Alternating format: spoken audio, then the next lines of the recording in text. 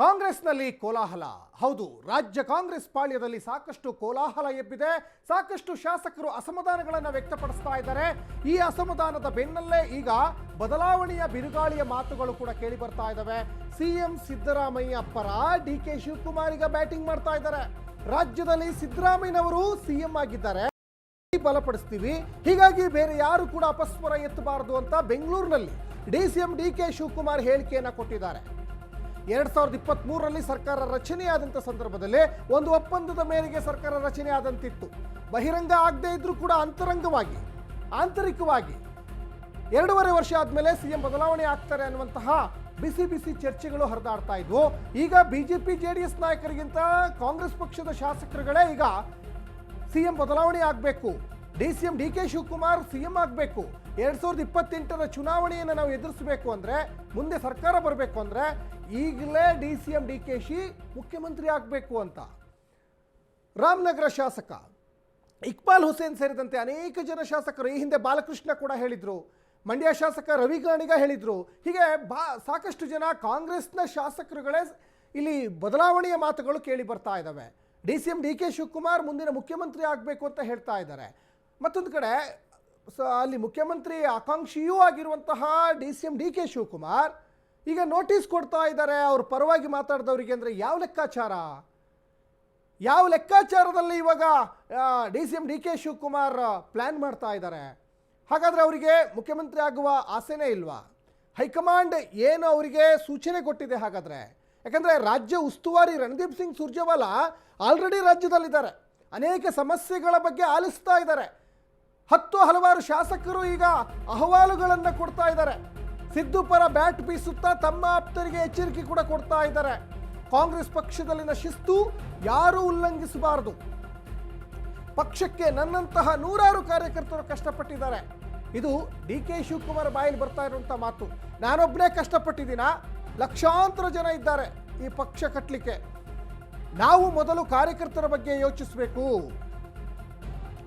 ಬೆಂಗಳೂರಿನಲ್ಲಿ DCM DK Shivakumar ಹೇಳಿಕೆಯನ್ನು ಕೊಟ್ಟಿದ್ದಾರೆ. ಒಂದು ಕಡೆ ಹೇಳ್ತಾರೆ ಡಿಸಿಎಂ ಡಿಕೆ ಶಿವಕುಮಾರ್ ಮುಖ್ಯಮಂತ್ರಿಯಾಗಿ ಸಿದ್ದರಾಮಯ್ಯನವರು ಇದ್ದಾರೆ, ಅವರ ಕೈ ಬಲಪಡಿಸಬೇಕು ಅಂತ ಹೇಳ್ತಾರೆ. ಆದರೆ ಕಾಂಗ್ರೆಸ್ನ ಅನೇಕ ಶಾಸಕರು ಡಿಸಿಎಂ ಡಿಕೆ ಶಿವಕುಮಾರ್ ಮುಖ್ಯಮಂತ್ರಿ ಆಗಬೇಕು ಅಂತ ಹೇಳ್ತಾ ಇದ್ದಾರೆ. ಯಾವ ಲೆಕ್ಕಾಚಾರಗಳು, ಯಾವ ಅಜೆಂಡಗಳು, ಯಾವ ಹಿಡನ್ ಅಜೆಂಡಗಳು ಇಟ್ಕೊಂಡಿದ್ದಾರೆ ಹಾಗಾದರೆ ಡಿಕೆ ಶಿವಕುಮಾರ್? ಯಾಕಂದರೆ 2.5 ವರ್ಷ ಆಯಿತು. ಒಂದು ಕಡೆ ನವೆಂಬರ್ನಲ್ಲಿ ಮುಖ್ಯಮಂತ್ರಿ ಬದಲಾವಣೆ ಆಗ್ತದೆ, ಸೆಪ್ಟೆಂಬರ್ನಲ್ಲಿ ಕ್ರಾಂತಿ ಆಗ್ತದೆ. ಇವೆಲ್ಲವೂ ಕೂಡ ಕಾಂಗ್ರೆಸ್ ಪಕ್ಷದ ಶಾಸಕರುಗಳು, ಕಾಂಗ್ರೆಸ್ ಪಕ್ಷದ ಸಚಿವರುಗಳೇ ಹೇಳ್ತಾ ಇರುವಂಥ ಮಾತು. ಮೊನ್ನೆ ವಿಧಾನಸೌಧದಲ್ಲೇ KN ರಾಜಣ್ಣ ಹೇಳಿದರು ಸೆಪ್ಟೆಂಬರ್ನಲ್ಲಿ ಕ್ರಾಂತಿ ಆಗ್ತದೆ ಅಂತ. ಈ ಕ್ರಾಂತಿ ಆಗುತ್ತೆ ಆಗಲ್ಲ ಅಂತಿಲ್ಲ, ಅದು ಸ್ವಲ್ಪ ಮಟ್ಟಿಗೆ ಆಗ್ಬೋದು ಅಂತ ಸ್ವತಃ CM ಹೇಳಿದರು. ಯಾವ ಸ್ವಲ್ಪ ಮಟ್ಟಿಗೆ ಆಗುವಂಥ ಕ್ರಾಂತಿ ಅದು? ಮತ್ತು ಈ ರಾಮನಗರ ಶಾಸಕರು ಏನಿದಾರಲ್ಲ, ಇವರು ಕೂಡ ಸಾಕಷ್ಟು ಸಿದ್ದರಾಮಯ್ಯನವರ ಪರವಾಗಿಯೇ ಬ್ಯಾಟ್ ಬೀಸ್ತಾ ಇದ್ದಾರೆ.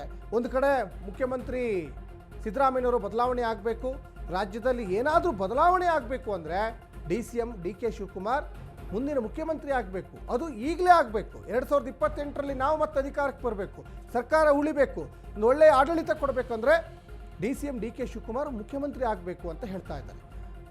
ಇಲ್ಲಿ ಡಿಕೆ ಶಿವಕುಮಾರ್ ಪರವಾಗಿ ಮಾತಾಡ್ತಾ ಇದ್ದಾರೆ. ಪರವಾಗಿ ಮಾತಾಡಿದವರಿಗೆ ನೋಟಿಸ್ ಕೊಡ್ತಾ ಇದ್ದಾರೆ ಡಿಸಿಎಂ ಡಿಕೆ ಶಿವಕುಮಾರ್ ಅಂದರೆ ಏನರ್ಥ?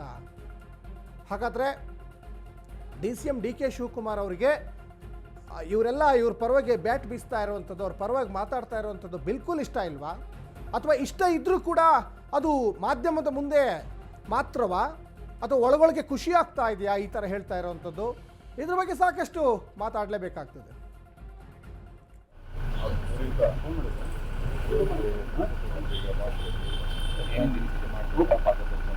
ಏನಿಲ್ಲ, ಅವರು ಏನೇನು ಕೆಲವು ಮೇಯ್ನು ಚಿಕ್ಕಬಳ್ಳಾಪುರ, ಕೋಲಾರದಕ್ಕೆಲ್ಲ ಈಗಾಗಲೇ ನಾವು ನೀರಿನ ಕುಡಿಯೋ ನೀರಿಗಾಗಲೇ ಸಿದ್ಧತೆ ಮಾಡ್ತಾ ಇದ್ದೀವಿ.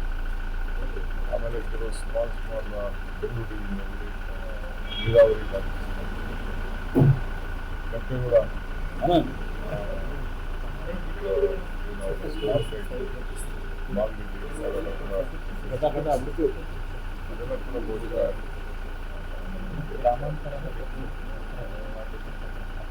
ಅದು ಬೇಡಿಕೆ ಇದೆ, ಪ್ರಸ್ತಾವನೆ ಇದೆ.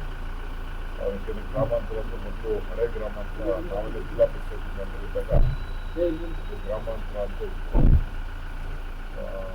ಕನಕ ರಾಮನಗರ ಚನ್ನಪಟ್ಟಣ ಸೇರಿತ್ತು, ಅದನ್ನು ಬಂದಿತ್ತು.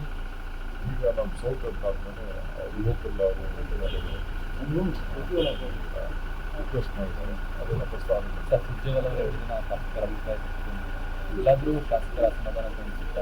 ಅಸಮಾಧಾನ ಎಲ್ಲೂ ಇರಲಿಲ್ಲ. ಯಾರ ಅಸಮಾಧಾನ ಇರಲಿಲ್ಲ. ಅವರು ಪಾರ್ಟಿ ವಿಚಾರದಲ್ಲಿ, ಸಂಘಟನೆ ವಿಚಾರದಲ್ಲಿ ರೆಸ್ಪಾನ್ಸಿಬಿಲಿಟಿ, ಅಕೌಂಟಬಿಲಿಟಿ ಫಿಕ್ಸ್ ಮಾಡ್ತಾರೆ. ಏನೇನು ಮಾಡಬೇಕು, ನಿಮ್ಗೇನು, ಈಗಿಂದಲೇ ಯಾವ ರೀತಿ ರೈತರಿಗೆ ಸಿದ್ಧತೆ ಮಾಡಬೇಕು ಅಂತ ರೆಡಿ ಮಾಡ್ತಾರೆ. ಕೆಲವು ಇನ್ನು ಕುತೂಹಲ ಕೆರಳಿಸ್ತಾ ಇದೆ DCM DK ಶಿವಕುಮಾರ್ ಅವರ ನಡೆ. ಇನ್ನು DCM DK ಶಿವಕುಮಾರ್ ಅವರ ನಡೆ ಹಿಂದೆ ಏನು ಲೆಕ್ಕಾಚಾರಗಳಿದಾವೆ? ಸಿದ್ದರಾಮಯ್ಯನವರ ಪರವಾಗಿ ಬ್ಯಾಟ್ ಬೀಸ್ತಾ ಇರೋದು ಯಾಕೆ? ಹಾಗಾದ್ರೆ ಟ್ರಬಲ್ ಶೂಟರ್ ನಡೆ ಹಿಂದಿದೆಯಾ? ಹಲವು ಲೆಕ್ಕಾಚಾರಗಳು. DKಶಿ ಪ್ಲಾನ್ ಏನು ಅನ್ನೋದೇ ಕೈನಲ್ಲಿ ಈಗ ಸಾಕಷ್ಟು ಭಾರಿ ಕುತೂಹಲ ಮೂಡಿಸ್ತಾ ಇದೆ. ತಮ್ಮ ಪರ ಬ್ಯಾಟ್ ಬೀಸಿದ ಆಪ್ತರಿಗೆ DKಶಿ ವಾರ್ನಿಂಗ್ ಕೊಡ್ತಾರೆ, ನೋಟಿಸ್ ಕೊಡ್ತಾರೆ ಅಂದರೆ ಏನಿದು ಲೆಕ್ಕಾಚಾರಗಳು? ಆಪ್ತರಿಗೆ ಎಚ್ಚರಿಕೆ ಕೊಡ್ತಾ ಇರೋದು ಯಾಕೆ ಹಾಗಾದರೆ DK ಶಿವಕುಮಾರ್? ಸಾಕಷ್ಟು ಕುತೂಹಲ ಅಂತೂ ಖಂಡಿತವಾಗ್ಲೂ ಕೂಡ ಕೆರಳಿಸ್ತಾ ಇದೆ. ಒಂದು ಕಡೆ ಅಸಮಾಧಾನಗಳನ್ನು 40ಕ್ಕಿಂತ ಹೆಚ್ಚು ಶಾಸಕರು ಈಗ ವ್ಯಕ್ತಪಡಿಸಿದ್ದಾರೆ. ರಾಜ್ಯ ಉಸ್ತುವಾರಿ ರಾಜ್ಯದಲ್ಲೇ ಇದ್ದಾರೆ. ಮೊನ್ನೆಯಿಂದನೂ ಅನೇಕ ಶಾಸಕರ ಜೊತೆ ಈಗ ಆಲ್ರೆಡಿ ಈಗ 1-to-1 ಮೀಟಿಂಗ್ ಮಾಡಿದ್ದಾರೆ ರಾಜ್ಯ ಉಸ್ತುವಾರಿ ರಣದೀಪ್ ಸಿಂಗ್ ಸುರ್ಜೇವಾಲ್.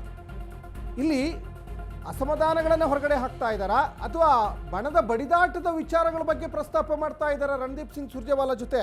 ಯಾಕಂದರೆ ಒಂದು ಕಡೆ ಇಲ್ಲಿ ಸಾಕಷ್ಟು ಕ್ಷೇತ್ರಕ್ಕೆ ಅನುದಾನ ಸಿಗ್ತಾ ಇಲ್ಲ, ಕ್ಷೇತ್ರ ಅಭಿವೃದ್ಧಿ ಆಗಿಲ್ಲ, ಅದ್ರ ಜೊತೆಗೆ ಅನೇಕ ಇಲಾಖೆಗಳಲ್ಲಿ ಗೋಲ್ಮಾಲ್ ಆಗ್ತಾ ಇದೆ ಅಂತ ಸಾಕಷ್ಟು ಜನ ಶಾಸಕರು ಹೇಳ್ತಾ ಇದ್ದಾರೆ. ಈಗ CM ಬದಲಾವಣೆ ವಿಚಾರವನ್ನು ಪ್ರಸ್ತಾಪ ಮಾಡ್ತಾ ಇದ್ದಾರೆ ಶಾಸಕರ ಜೊತೆ, ಸುರ್ಜೇವಾಲ ಜೊತೆ. ಈ ಬಗ್ಗೆ ಹೆಚ್ಚಿನ ಡೀಟೇಲ್ಸನ್ನು ನಮ್ಮ ಪ್ರತಿನಿಧಿ ಅಭಿಷೇಕ್ ಕೊಡ್ತಾ ಹೋಗ್ತಾರೆ. ಅಭಿಷೇಕ್, ರಾಜ್ಯ ರಾಜಕೀಯದಲ್ಲಿ ಸಾಕಷ್ಟು ಬದಲಾವಣೆಯ ವಿಚಾರಗಳು ಚರ್ಚೆ ಆಗ್ತಾ ಇದ್ದಾವೆ. ಈ ಬದಲಾವಣೆ ವಿಚಾರದ ಬಗ್ಗೆ ಇಲ್ಲಿ DK ಶಿವಕುಮಾರ್ CM ಆಗಬೇಕು ಅನ್ನುವಂಥ ವಿಚಾರ ಸಾಕಷ್ಟು ದೊಡ್ಡ ಮಟ್ಟದಲ್ಲಿ ಚರ್ಚೆ ಆಗ್ತಾ ಇದೆ. ಇಲ್ಲಿ DKಶಿ ಪರವಾಗಿ ನಿಂತಹ ಶಾಸಕರಿಗೆ ವಾರ್ನಿಂಗ್ ಮಾಡ್ತಾ ಇದ್ದಾರೆ, ನೋಟಿಸ್ ಕೊಡ್ತಾ ಇದ್ದಾರೆ. ಏನು ಹಿಡನ್ ಅಜೆಂಡಾ ಇದು DK ಶಿವಕುಮಾರ್ ಅವ್ರದ್ದು? ಅಭಿಷೇಕ್, ಸಚಿನ್, ಕಾಂಗ್ರೆಸ್ ಪಕ್ಷದಲ್ಲಿ ಇದೀಗ ಬದಲಾವಣೆಯ ಪರ್ವ ಎದುರಾಗ್ತಿದ್ಯಾ ಅನ್ನೋ ಒಂದು ಪ್ರಶ್ನೆ ಮೂಡುತ್ತೆ. ಯಾಕಂತಂದ್ರೆ ಕಳೆದೊಂದು ತಿಂಗಳಿಂದ ಸಚಿವ ಸ್ಥಾನಕ್ಕೆ ಸಂಪುಟ ಸರ್ಜರಿ ಆಗುತ್ತಾ ಅಥವಾ CM ಬದಲಾವಣೆ ಆಗುತ್ತಾ ಅಥವಾ ಹೆಚ್ಚುವರಿ DCM ಸೃಷ್ಟಿ ಆಗುತ್ತಾ ಅನ್ನೋ ಒಂದು ಪ್ರಶ್ನೆಗಳು ಕಾಂಗ್ರೆಸ್ ಪಡೆಯಲ್ಲಿ ಸುತ್ತು. ಅದರಲ್ಲೂ ಕೂಡ ಪ್ರಮುಖವಾಗಿ ಏನು ಸಚಿವ ಸಂಪುಟ ವಿಸ್ತರಣೆ ಆಗುತ್ತೆ, ಸೆಪ್ಟೆಂಬರ್ ನಲ್ಲಿ ದೊಡ್ಡ ಕ್ರಾಂತಿ ಆಗುತ್ತೆ ಅಂತ ಸಚಿವ KN ರಾಜನ್ ಅವರು ಕೂಡ ಹೇಳಿಕೆನ ಕೊಟ್ಟಿರೋದು. ಎಲ್ಲೊಂದ್ ಕಡೆ ಹೈಕಮಾಂಡ್ ಸೂಚನೆ ಮುನ್ನೆಲೆಗೆ ಇವ್ರಿಗೆ ಗೊತ್ತಿದ್ಯಾ ಅನ್ನೋ ಒಂದು ಪ್ರಶ್ನೆ ಕೂಡ ಇಲ್ಲಿ ಮೂಡುತ್ತೆ. ಸದ್ಯಕ್ಕೆ ಏನು ರಣದೀಪ್ ಸಿಂಗ್ ಸುರ್ಜೇವಾಲ ಏನು ಕಾಂಗ್ರೆಸ್ ರಾಜ್ಯ ಉಸ್ತುವಾರಿ ಇದ್ದಾರೆ, ಅವರು ಬೆಂಗಳೂರಿಗೆ ಬಂದು KPCC ಕಚೇರಿಯಲ್ಲಿ ಕಳೆದ 2 ದಿನದಿಂದ ಏನು ಸಭೆ ಮೇಲೆ ಸಭೆ ಮಾಡ್ತಿದ್ದಾರೆ. ಅದರಲ್ಲೂ ಕೂಡ ಶಾಸಕರ ಅಹವಾಲು ಮತ್ತು ಸಮಸ್ಯೆಗಳನ್ನ ಆಲಿಸುವಂತ ಒಂದು ಕೆಲಸ ಮಾಡ್ತಿದ್ದಾರೆ. ಆ ಒಂದು ಸಂದರ್ಭದಲ್ಲಿ ಪ್ರಮುಖವಾಗಿ ಕಾಂಗ್ರೆಸ್ ಸರ್ಕಾರಕ್ಕೆ, ಅದರಲ್ಲೂ ಕೂಡ BR ಪಾಟೀಲ್, ರಾಜು ಕಾಗೆ, BNY ಏನು ಬಾಲಕೃಷ್ಣ ಅವರಾಗಿರ್ಬೋದು, ಇವ್ರನ್ನೆಲ್ಲ ಸೇರ್ಕೊಂಡು ಸಭೆನ ಮಾಡ್ತಿದ್ದಾರೆ. ಆ ಒಂದು ಸಂದರ್ಭದಲ್ಲಿ ಸುಮಾರು ಹೆಚ್ಚಿನ ಶಾಸಕರು, ಬಹುತೇಕ ಶಾಸಕರು ತಮ್ಮ ಒಂದು ಸ್ಥಾನವನ್ನ ಹಾಗೂ CM ಬದಲಾವಣೆಯ ಒಂದು ಚರ್ಚೆಯನ್ನ ಸುರ್ಜೇವಾಲ ಮುಂದಿಟ್ಟಿದ್ದಾರೆ. ಅದರಲ್ಲೂ ಕೂಡ ಪ್ರಮುಖವಾಗಿ DK ಶಿವಕುಮಾರ್ ಅವ್ರನ್ನ CM ಮಾಡಬೇಕೆಂಬ ಒಂದು ಪ್ರಸ್ತಾವನೆಯನ್ನ ಸುರ್ಜೇವಾಲ ಅವರಿಗೆ ಸಲ್ಲಿಸ್ತಾರೆ ಅನ್ನೋ ಒಂದು ಮಾಹಿತಿ ಕೂಡ ಲಭ್ಯ ಆಗ್ತಿದೆ. ಅದರ ಬೆನ್ನಲ್ಲೇ ಏನು DKಶಿ ಆಪ್ತ ಬಳಗದಲ್ಲಿ ಗುರುತಿಸಿಕೊಂಡಿರುವಂತಹ ಇಕ್ಬಾಲ್ ಹುಸೇನ್ ಅವರು DKಶಿ ಅವರು CM ಆದ್ರೆ ಒಳಿತು ಅಂತ ಏನು ಹೇಳಿಕೆ ಕೊಟ್ಟಿದ್ರು. ಆ ಒಂದು ಹೇಳಿಕೆಗೆ ಸ್ವತಃ KPCC ಅಧ್ಯಕ್ಷರು ಕೂಡ ಆಗಿರ್ತಕ್ಕಂಥ DK ಶಿವಕುಮಾರ್ ಅವರು ನೋಟಿಸ್ ನ ರವಾನೆ ಮಾಡ್ತಾರೆ. ಇದರ ಅರ್ಥ ಹೈಕಮಾಂಡ್ ಸಂದೇಶ ಏನು 50-50ರ ಅನುಪಾತ ಇದೆ, ಅದು 2.5 ವರ್ಷವರೆಗೂ ಮೀರಿದ ಮೇಲೆ ನಾವು ಕ್ಲೈಮ್ ಮಾಡ್ಕೊಂಡ್ರೆ ಒಳಿತಾಗುತ್ತೆ. ಅದಕ್ಕೂ ಪೂರ್ವಭಾವಿಯಾಗಿ ನಾವು ಕ್ಲೈಮ್ ಮಾಡ್ಕೊಂಡ್ರೆ ಎಲ್ಲೊಂದ್ ಕಡೆ ತಮ್ಮ ಒಂದು ಕ್ಲೈಮ್ ಮಾಡ್ಕೊಳ್ಳುವಂತ ಒಂದು ಅವಕಾಶವನ್ನ ನಾವು ಕಳ್ಕೊಂತೇವೆ ಅಂತ DK ಶಿವಕುಮಾರ್ ಲೆಕ್ಕಾಚಾರ ಹಾಕಿದಂತಿದೆ. ಹೀಗಾಗಿ ಪ್ರಮುಖವಾಗಿ ಮುಂದಿನ 2 ವರ್ಷ ಆಗುವವರೆಗೂ ಕಾದ್ ನೋಡೋಣ ಒಂದು ತಂತ್ರಕ್ಕೆ DK ಶಿವಕುಮಾರ್ ಅವರು ಬಂದಿದ್ದಾರೆ ಅನ್ನೋದು ಕೂಡ ಇಲ್ಲಿ ಕಾದ್ ನೋಡ್ಬೇಕಾಗುತ್ತೆ. ಸತ್ಯ, ಧನ್ಯವಾದ ಅಭಿಷೇಕ್ ತಮ್ಮೆಲ್ಲ ಡೀಟೇಲ್ಸ್ಗಾಗಿ.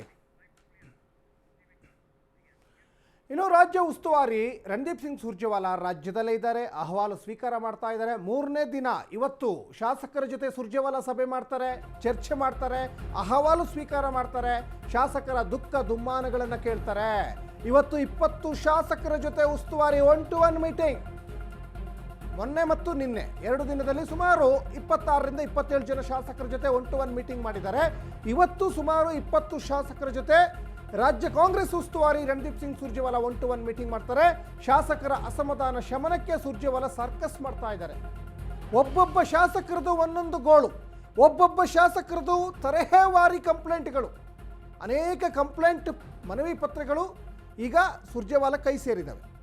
ಅದರಲ್ಲಿ BR ಪಾಟೀಲ್ ಮಾತ್ರ ಒಂದು ಹೆಜ್ಜೆ ಮುಂದೆ ಹೋಗಿ ಅನೇಕ ಕಂಪ್ಲೇಂಟ್ಗಳನ್ನು ಕೊಟ್ಟಿದ್ದಾರೆ. ಯಾಕಂದರೆ ಈ ಹಿಂದೆ ವಸತಿ ಇಲಾಖೆಯಲ್ಲಿ ಮನಿ ಕೊಟ್ಟರೆ ಮನೆ ಅನ್ನುವಂಥ ವಿಚಾರಗಳನ್ನು ಪ್ರಸ್ತಾಪ ಮಾಡಿದರು. ಹಾಗಾಗಿ ಒಂದು ಕಡೆ ಆ ವಸತಿ ಇಲಾಖೆಗೂ ವಸತಿ ಸಚಿವರಿಗೂ ಅಂತ ಎಲ್ಲೋ ಒಂದು ಕಡೆ ಮುಜುಗರ ಆಗ್ತಾ ಇತ್ತು. ಈಗ ಅನೇಕ ಶಾಸಕರ ಅಹವಾಲನ್ನು ಕೇಳ್ತಾ ಇದ್ದಾರೆ. ಇನ್ನು ಇವತ್ತು ಕೂಡ ಹಲವು ರೆಬಲ್ ಶಾಸಕರ ಜೊತೆ ಮೀಟಿಂಗ್ ಮಾಡ್ತಾರೆ.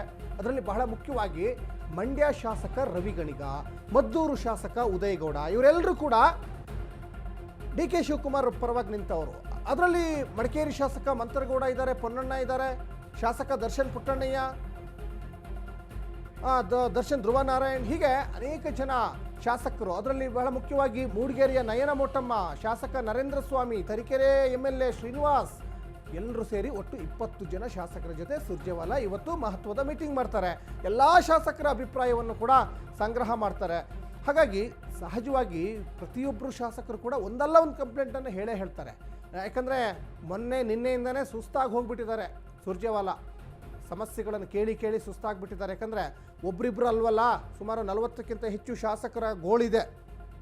ಅದರಲ್ಲಿ ಬಹಳ ಮುಖ್ಯವಾಗಿ ಕ್ಷೇತ್ರಕ್ಕೆ ಅನುದಾನವೇ ಬರ್ತಾ ಇಲ್ಲ, ಒಂದು ಮೋರಿನೂ ಕಟ್ಟಕ್ಕಾಗ್ತಾ ಇಲ್ಲ, ರಸ್ತೆ ನಿರ್ಮಾಣ ಮಾಡೋಕ್ಕಾಗ್ತಾ ಇಲ್ಲ ಅನ್ನುವಂತಹ ಕಂಪ್ಲೇಂಟ್ ಇದೆ. ಗ್ಯಾರಂಟಿಗಳಿಂದ ಆಗಿರುವಂಥ ಎಡವಟ್ಟು ಅಂತ ಈ ಹಿಂದೆ ಶಾಸಕರು ಹೇಳಿದರು. BR ಪಾಟೀಲ್, ರಾಜು ಕಾಗೆ, ಗವಿಯಪ್ಪ, ಹೀಗೆ ಅನೇಕ ಶಾಸಕರು.